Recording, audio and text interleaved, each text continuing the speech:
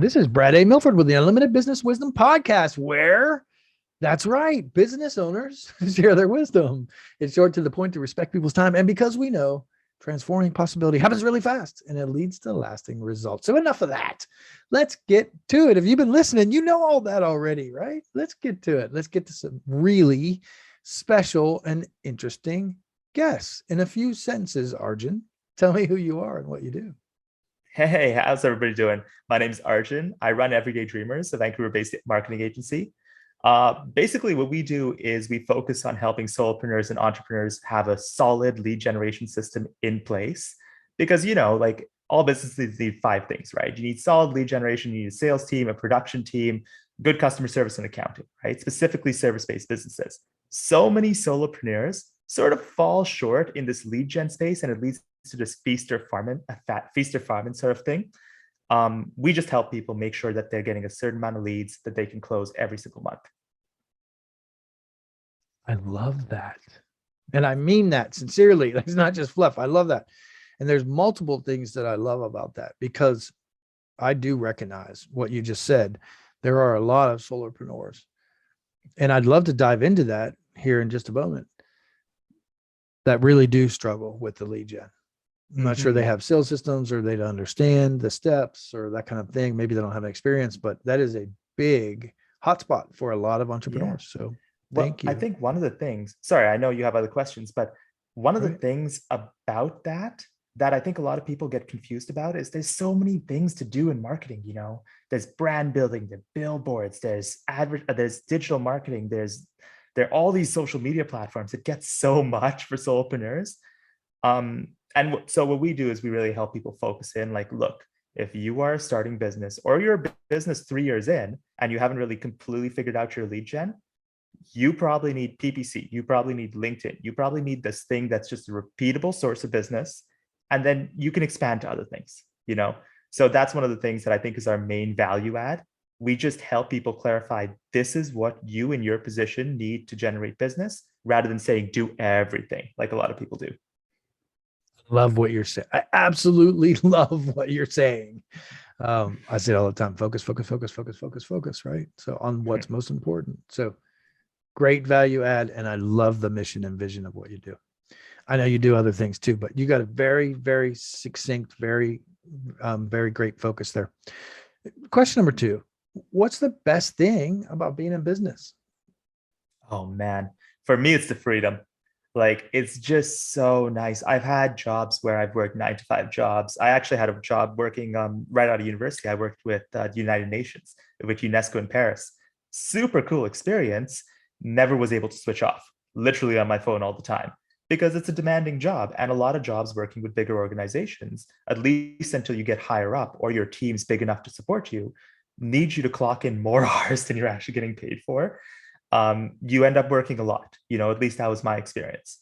And it was really meaningful and I loved it. But when I was sort of done there, I recognized that I need to start my own thing to create the life that I envisioned when I was 12, that life that I had where I'm like, okay, I'm traveling around, I have a decent amount of freedom, I can study things that I really want to, like I can learn Muay Thai for a couple of weeks if I want to, I can learn how to play chess in Russia, So that's kind of what I do now. I travel to interesting places where I feel called to, where I'm like, hey, I really want to learn chess in Russia. The reason I'm talking about that is that's where I have planned to go towards the end of this year. But before Corona, I was actually in Thailand learning Muay Thai. That was really valuable too, because I was sort of, I spent 6 months and I got towards, gearing up to do a professional fight and everything. And then of course, Corona hit and it never happened, but I got ambitions to go back there.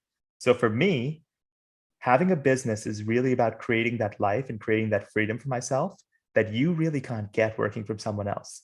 Or maybe you can, and I just haven't found how to, but this was the way I did it. I love that. And I'm with you. I never found that working for anybody else. And it even took, being honest, it even took me a while to find it as an entrepreneur too. A lot of people go from, the 9-to-5 to the 24/7 when they first start. Oh yeah. So, the first 3 years are a struggle. Yeah. But the freedom is there if you keep at it. So I love that. That's great. Question number 3, Arjan, and this is a fun one. So I know you'll bring some great insight, but we hear from other business owners, they're getting so much business even now, especially now, actually. Mhm. I think when you get geared in, you get really focused, you get targeted and all that kind of stuff that people talk about, right? They get so focused, then they do start getting so much business. And sometimes the amount of business causes some chaos. Would you be willing to share your thoughts about that? Yeah, this is super timely because this kind of happened to me in Hmm. December. Um, I get overwhelmed all the time. Like, and it's usually because a certain part of the business is not really functioning as it should. Because if all guns are blazing, those five things I mentioned earlier, right? Lead gen, sales, production, customer service, and accounting. If all these are just firing in all cylinders, it's it's working well, and I don't get overwhelmed. I don't get stressed because other people are usually taking care of it, and I can just make sure all these things are firing well. In December, what ended up happening to me is we had so many clients that I needed to start stepping in and helping my team. And I essentially had two choices. I could hire more people, and my team was getting burnt out. I saw this because I was already burnt out. And I was like, okay, if I hire more people, we're going to have to train them. And that's going to be even more stressful. You know what I mean? So it's like, it was at a point of exploding. So I actually made a slightly controversial choice. I shut down our lead generation. I decided to just chill for a second. We were getting a certain amount of clients per month, and I shut that down.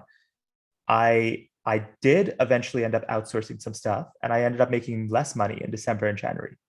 But I bought myself time with that money. You know, I outsourced some of my own work, and I bought myself some of my time back. And what I did with that time was I looked at our processes. I'm like, okay, what's going wrong? Why are we so overwhelmed? I found that, like, look, there's an issue with our lead generation.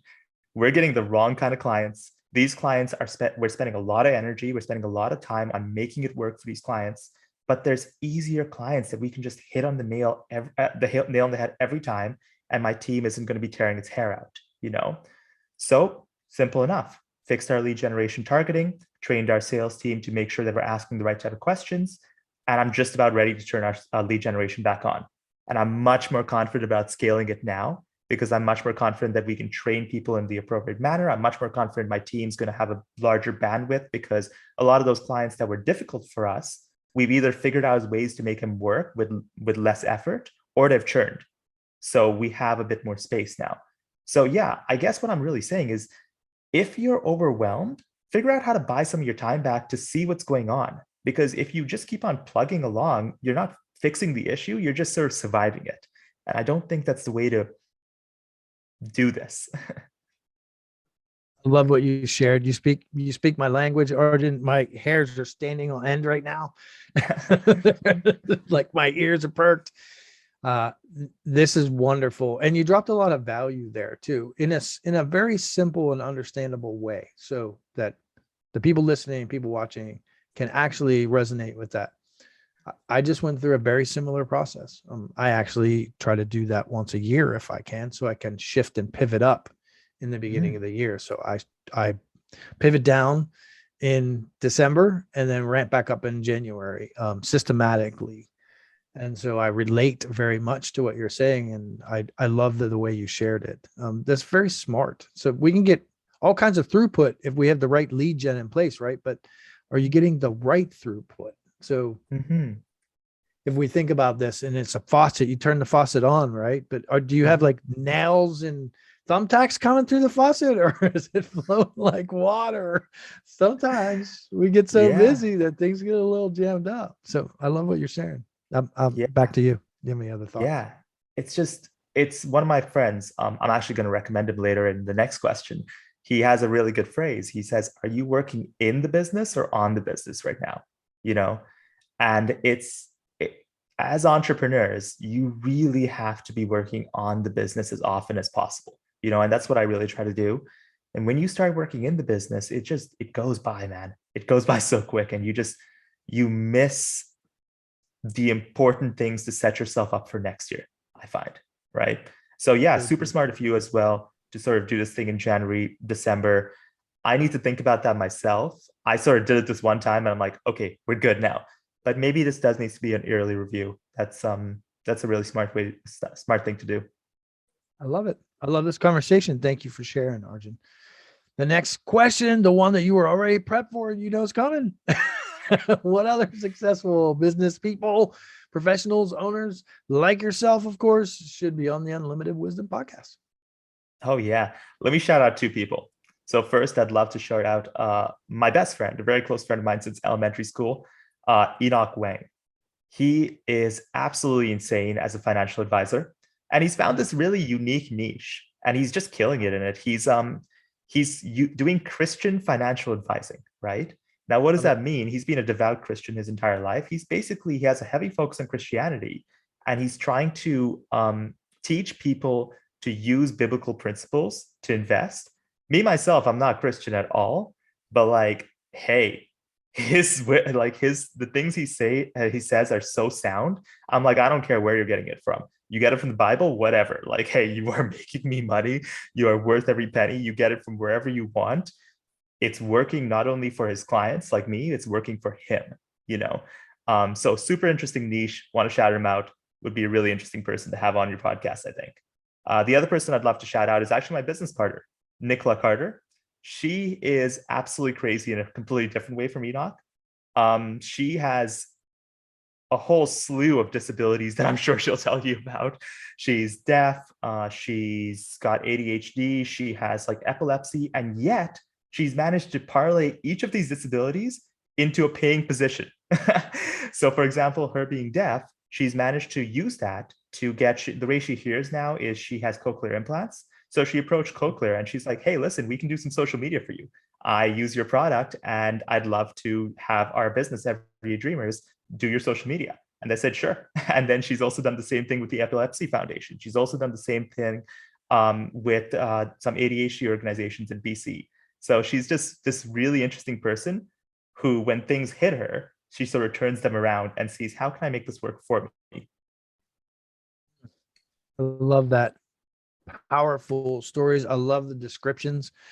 I have worked with some people with disabilities like that through different industries and jobs I've had, and that just really speaks to my heart. I just did a post just recently about how podcasting like this and meeting people from all over the world, there's so many wonderful stories who people have just taken something that could be a hindrance and turned it into something beautiful and just transformed it completely.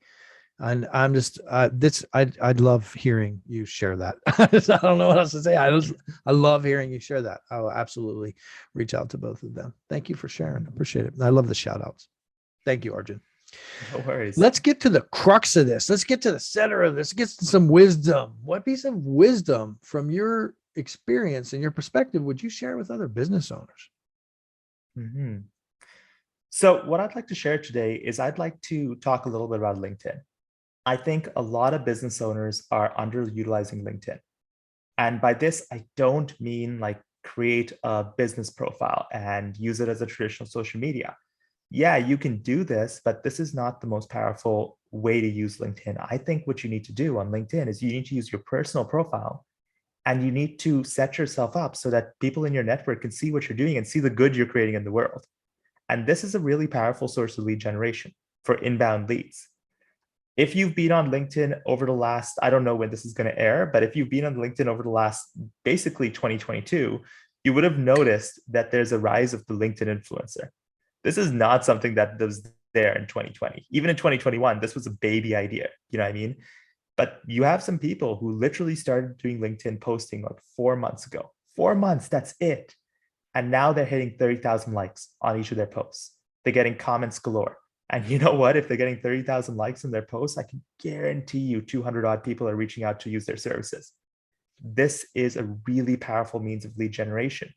And more importantly, it can be combined with a bunch of different strategies. Once you sort of get this attention, you can transform it in a bunch of different ways, right? And LinkedIn's just a really good place to get the attention. And more importantly, they're setting up their platform to push this further. They want content creators on their platform. This is really important because sometimes you come across a social media platform that doesn't want this, and you don't want to be fighting against a social media platform. Here, they're pushing it. They're creating tools that actively let you do this. LinkedIn's in a really similar place to where Instagram was 4 or 5 years ago. And so if you start now, if you start your LinkedIn presence, you start actually actively posting, you start engaging with people, and I'll talk a little bit about how to do that, I think people are going to really benefit off that. We haven't even seen its full potential. And I think people who start now, 4 or 5 years from now, can just be cruising, kind of like the LinkedIn influencer, sorry, the Instagram influencers you see nowadays. How do you do LinkedIn well? Well, you really got to understand two things. You got to understand community and you got to understand content. So both of these are super interconnected and one leads to the other, right? So you need a community before you even start LinkedIn. A lot of people think that no, you start posting content, it sort of gathers your community. This is not untrue, but your content better be banger. It better be on point if that's going to happen. That may have been true 5 or 6 years ago, but I'm not so sure it's true anymore today. If you build it, I'm not sure they're going to come. It better be absolutely amazing. Like if you are going to expect me to find your stuff without promoting it, it better be more unique than anything else, Anyhow, which a better way to do this is to find some friends, find 20 people, who want to grow on LinkedIn with you. Find 20 people who are interested in going on this journey with you and say, hey, look, I'd really appreciate it if when you see my posts, just like and comment on them. There's a very specific reason you do this. Like all social media platforms, LinkedIn caps how many people see your post until a certain amount of engagements hit. So only 10% of your audience is actually going to see your stuff that you post until you hit like that 5, 6, 7 like threshold. And so you get a couple comments. Then LinkedIn will bump it up a tier. 50% of your audience will see it. And it keeps on going this way until you finally get shown past your initial audience. And this is where it gets really powerful, right? Because when people who you don't even know, your second degree, your third degree connections are seeing your stuff on a consistent basis, you're growing. Your growth engine has started. You don't need to, there's no stopping you, So you can do that if you have a good crew of friends who are going to have your back. They're going to be your community. They're going to see your stuff. They're going to engage with it. It doesn't have to be positive engagement either. Just ask people what they think of it and let them talk about it. It can be bad engagement, answer the questions that they have in there, But yeah, this can be done super easily. It's much easier than Facebook. It's much easier than Instagram. It's set up for you. The algorithm is working. So I highly recommend everybody does it. Once you have that community in point, you need to think about a little bit about your content. You need to think what kind of content are you putting out there? And I hate to use the term virtue signaling, but look, a lot of what's going on in LinkedIn right now is virtue signaling. People are aligning themselves with issues that are trendy and they're pushing them out there. Like, for example, one trendy issue right now is make sure you pay your workers. Man, I'm a business owner. I agree you pay your workers. No one's going to disagree with that point. We might disagree on the specifics of it, but it's just no one's going to dislike that take. So maybe is it virtue signaling? Is it not? Whatever. I'm not even going to get into it. What I know is it's a popular opinion and people are sharing it. It works best if you pick something that's a little bit unique to you as well. One influencer who I'm working with, she has a take where she believes in neurodiversity and catering to neurodiverse brains because she herself has ADHD, right? This is really particular to her. It's also a trendy opinion, right? Who's going to say, no, you shouldn't allow for neurodiverse brains?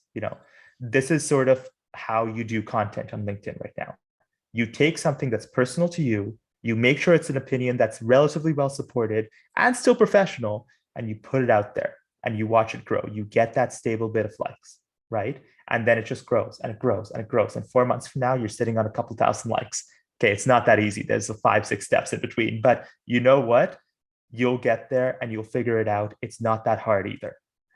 There are a couple other tips I can give people. For example, constantly be connecting with people. It's not just about posting. Always be reaching out, always be connecting with people. You can LinkedIn gives you the tools to do this. If you use Sales Navigator on LinkedIn, you can create these intricate lists of people that are exactly your target audience. Let's say I wanted to reach out to only videographers or only podcasters. I could put that into LinkedIn Sales Navigator by creating a lead list. It would give me everybody on LinkedIn who has anything videography or anything podcast related on their profile. I'd go through that list and I'd connect with the ones who are appropriate. And I'd shoot them a quick message, just like, hey, lovely to connect. I'd let them sit on my profile. I'd let them see the stuff I post. And then a week or two later, I'd just be like, hey, just checking in, just wanting to know if, how are you? Just a really genuine connection. Ask them how they are, what they're doing, what they're up to.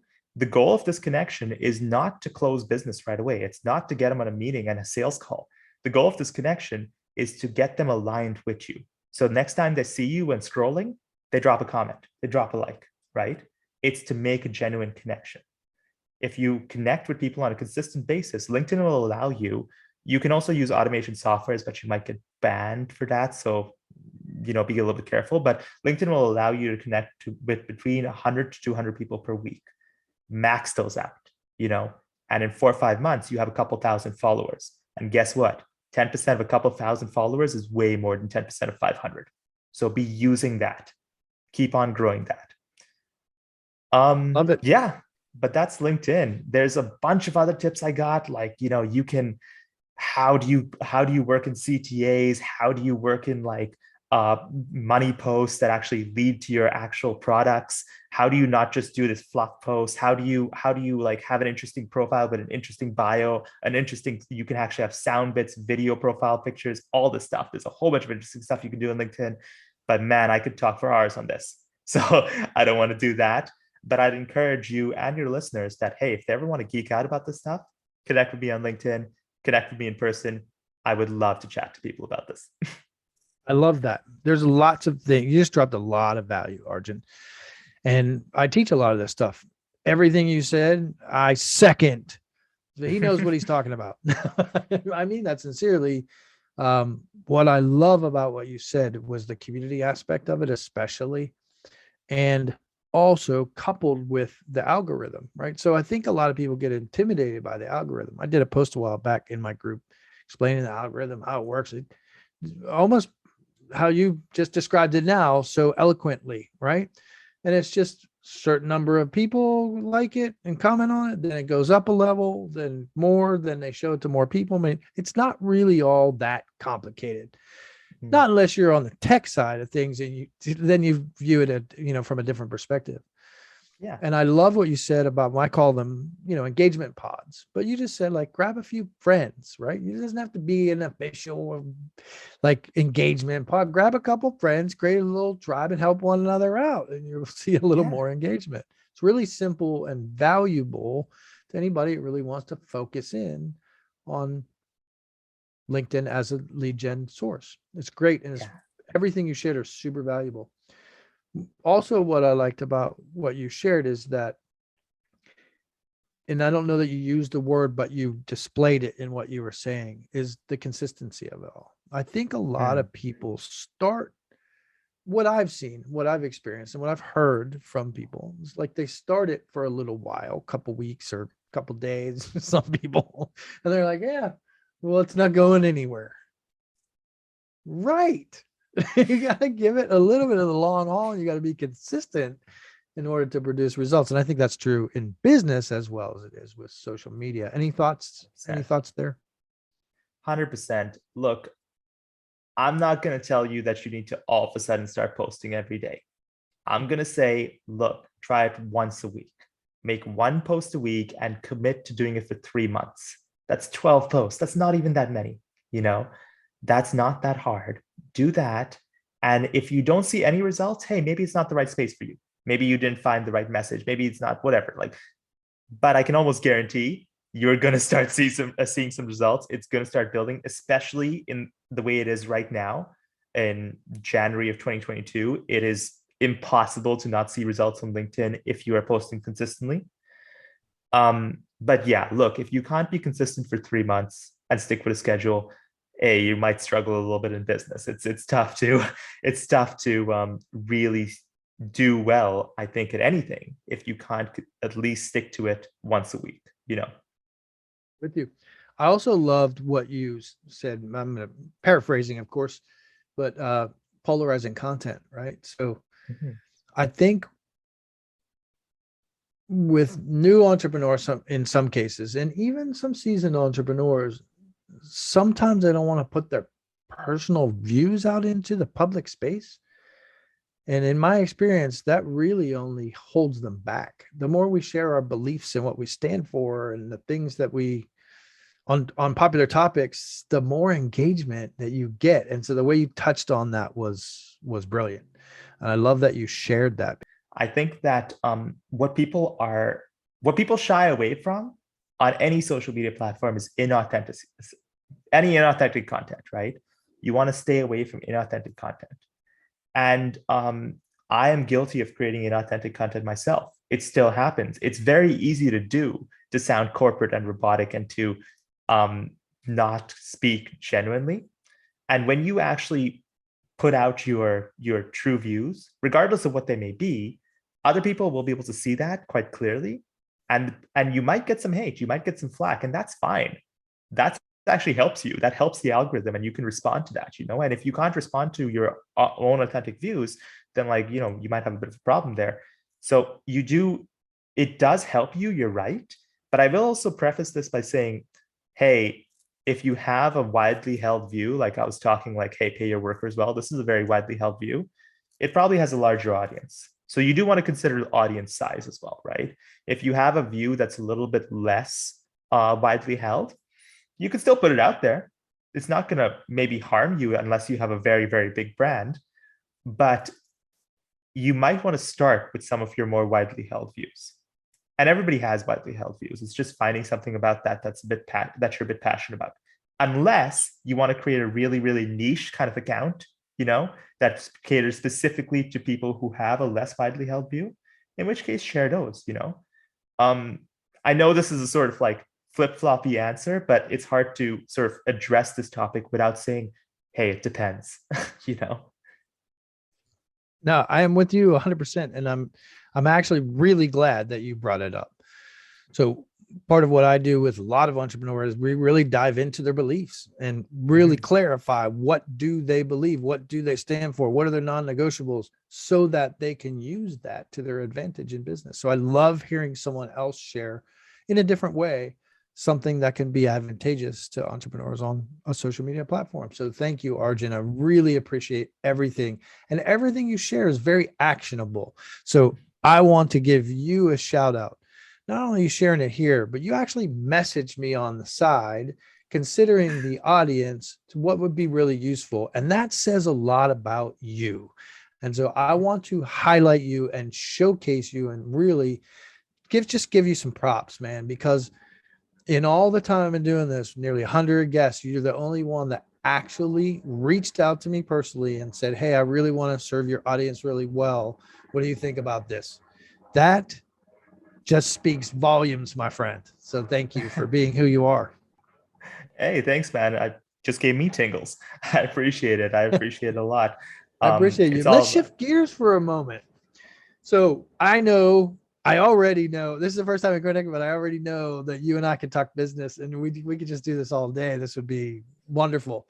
Let's shift gears, because I know that we share this in common, right? That we work to live, not live to work, right? Yeah. So what's some of the most fun vacation? I know you're a traveler too, which, like, I love hearing stories. What's the most fun vacation, or where's some real cool spots that you've been that you love? Oh man, there are a couple. I think the most fun I had, right?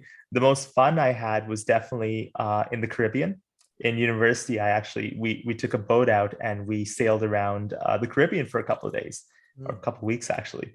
And it was awesome, man. It was basically, the vibe over there is, you know, you wake up, you see these crystal clear waters, blue skies, sandy beaches, and you decide, I'm going to sail my boat that direction.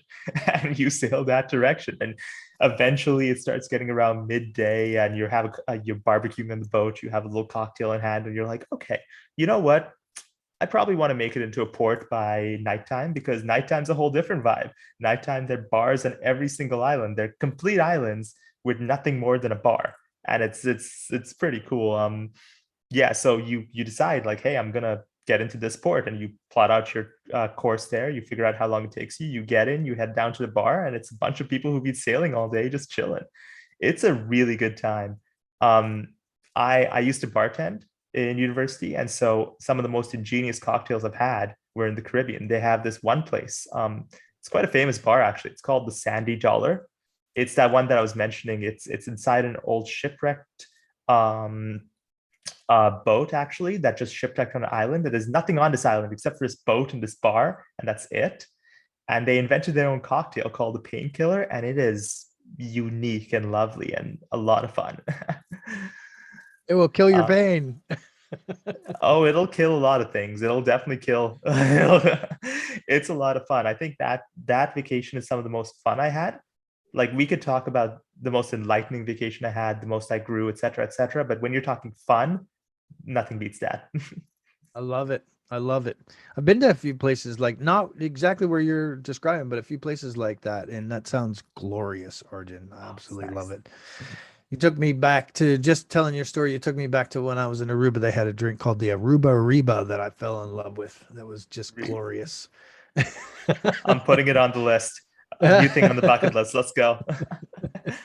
I love it. I want to highlight and showcase you, and I want to thank you for the investment of your time. I know you took a chunk out of your day to be here with the audience and everybody listening and watching. So I appreciate you and celebrate you for that. Before I go to where people can reach out to you, I'm interested because I know you have a lot of cool initiatives going on. So I want to just do a quick check-in with you. Are there any other initiatives aside from what you've shared today that you just like to share? Other things that you're into, people can reach out to you for? What can they polarize themselves with you on? Yeah, for Any sure. thoughts? Yeah, for sure. Yeah, okay. So I believe in doing good. And so I'll share something good that I've been trying to do recently. Um, there's there are a lot of vulnerable populations online, none more so than seniors. I don't know if you checked in with the seniors in your life recently, but I've checked in with my grandmas, and both of them are getting up there in age, and they've been scammed online like countless times. Well, not countless, but like it's happened. They've bought courses that aren't really that good. They've bought little Facebook ad toys that really don't do anything or are the wrong size or anything on wish.com. Like these aren't big scams, but these are small things that are really not worth the money. Um, if you look online, you will find plenty of vulnerable older people that have been scammed out of big money, thousands of dollars. They're complete organizations that focus on copywriting towards these vulnerable populations, um, and essentially scamming them out of their money. So one thing that I've been trying to do with Everyday Dreamers, my marketing agency, is we've been putting together a small guide for seniors to help them not get scammed. How do you get enough computer literacy to essentially see some of the marketing tactics that are going on and protect yourself against them? This is a bit of a challenging project of mine because it involves teaching people who aren't really that digitally literate about some of the things that very, very digitally literate people do, you know? So this is challenging both in putting together the information and getting it out there. But I'm almost done it. I'm really excited. It's due to drop first week of February. So I would love if anybody knows seniors in their life who could use this or are worried about seniors in life, please feel free to reach out to me. This is going to be just completely free. I'm just going to give it away. And I think it could really help people. I absolutely love that. How powerful is that?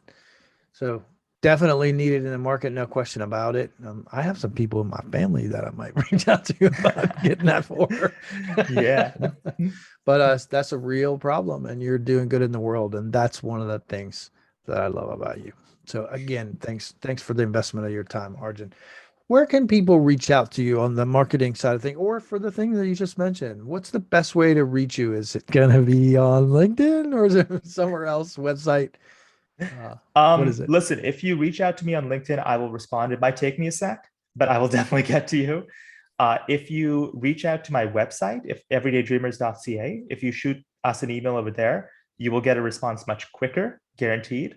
But if you want to reach out to me personally, feel free to do so on LinkedIn. It might take me a sec, but I'll get back to everybody. That's because you have some strong lead gen coming in. That's why. Just it's overwhelming as we've already talked about. But yeah, it's a thing. I love it. And what's the site again? Everydaydreamers.ca. .ca. Yeah. Charlie Alpha, correct? Yeah. Our SEO is pretty strong. So if you just search up Everyday Dreamers, we should show up. Love it. Absolutely love it. Thanks again for all the actionable information that you dropped in and just for being on. This is Brad A. Milford with the Unlimited Business Wisdom Podcast. If I can only say my own podcast, where business owners making, here's what's fun, 5, 6, 7, 8, 9, 10, 11, 12.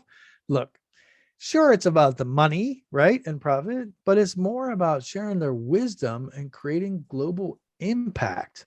So now I like to say there's unity in community. Thanks for joining us. Thanks so much, guys.